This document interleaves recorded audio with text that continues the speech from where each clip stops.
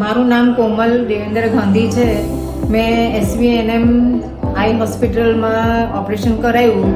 એ પહેલાં મને બહુ તકલીફ રહેતી હતી. મારે બબ્બે ચશ્મા રાખવા પડતા હતા, એક ગોગલ્સ ને એક સાદા નંબરવાળા ચશ્મા.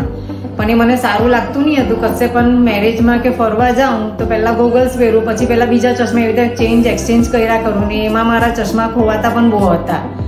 ને હવે મેં મલ્ટીફોકલ લેન્સ નંખાવ્યા છે, જેનાથી મારા નંબર એકદમ તદ્દન દૂર પાસે બધા જ નંબર નીકળી ગયા છે. હવે મને બહુ જ સારું લાગે છે ને ફેસ પણ એકદમ અલગ લાગે છે મને.